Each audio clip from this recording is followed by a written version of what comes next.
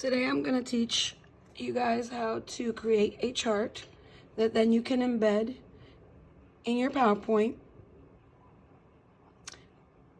with the range of the temperatures for your national park, as well as determining the average temperature.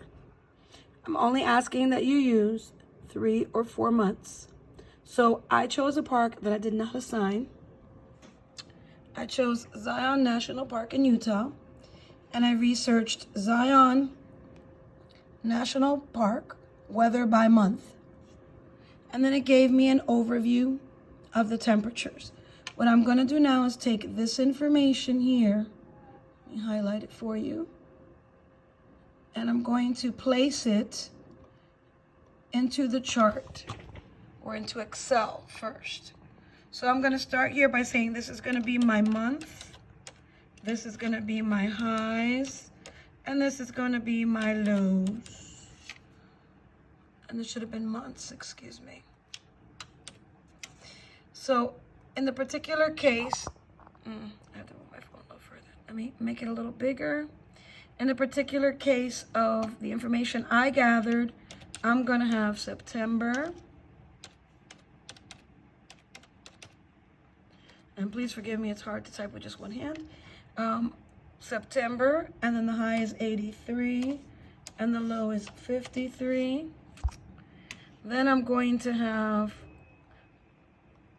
October, and that high is 71, and that low is 42.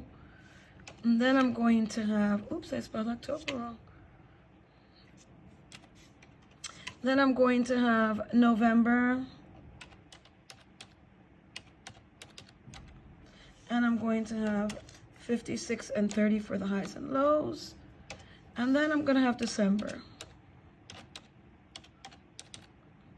and that's going to be 46 and 22. Okay, quick little sneak peek. Whenever you have it, that whatever you wrote cannot be fully read, I want you to take your mouse and come between the columns. When you have that double-edged little icon that shows a line and 2 arrows, you click and it adjusts that line directly to the width you need for the columns.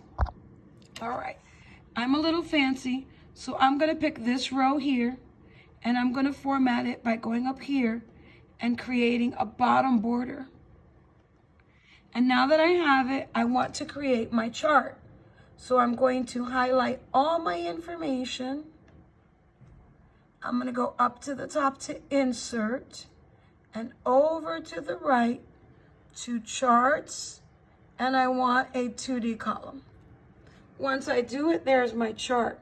Now I have some adjustments to make because I would like to give this chart a title. So I'm going to click into the box. I know I've selected it because my handlers are showing.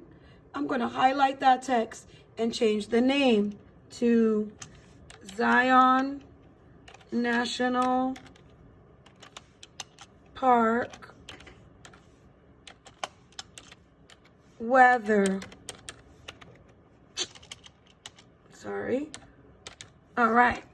Now, for extra points, I'd like to figure out the average temperature. So how would I do that? I would come over to this side, and on the bottom of the highs, I need to create a formula that will calculate that average. How would I do that? I would add these numbers and divide by the amount of months. So here I have 4 months, and here I have these numbers I need to add. Well, Excel does that for us. So we come over here to the auto sum button. We pick it, and we want the average. So when you click average, it will ask you if you want to get the average of these numbers. Notice they're like being showcased, right? You're going to hit enter, and it will give you the average. You're going to do the same for lows. You're going to go to this final column here. You're going to go back to auto sum. You're going to pick average, go back, click enter. Now this is important because you might get a decimal here, and that's quite all right. I am going to make these bold, and I'm going to write here average. Oopsies.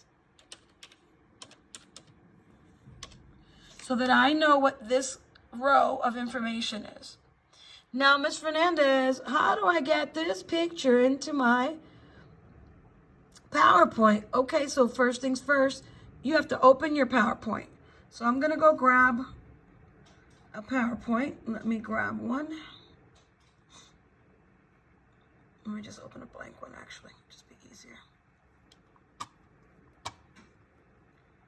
Pardon me 1 second while I go there.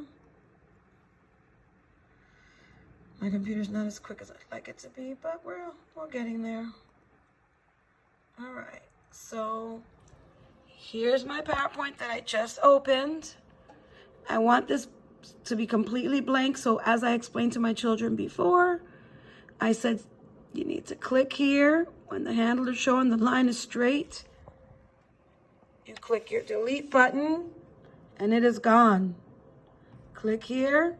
When your handlers are straight, click your delete button. It is gone. Go back to your PowerPoint. Select it. How do you know you've selected it? See those little handlers popping up again? Now you're going to do Control and C. Control C.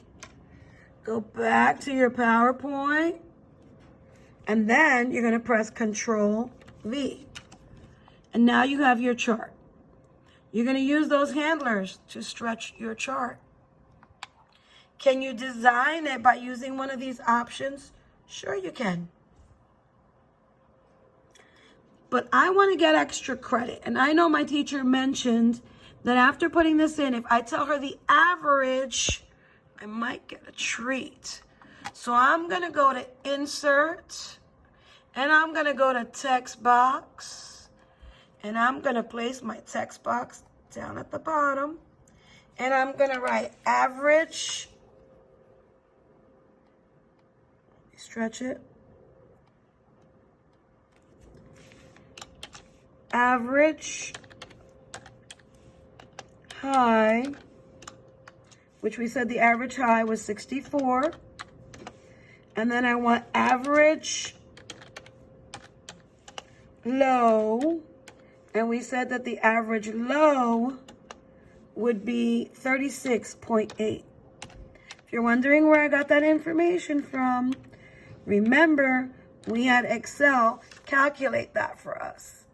I'm going to take it and move it up a little bit. And there you will see where I've got the average information from. I hope you found that helpful.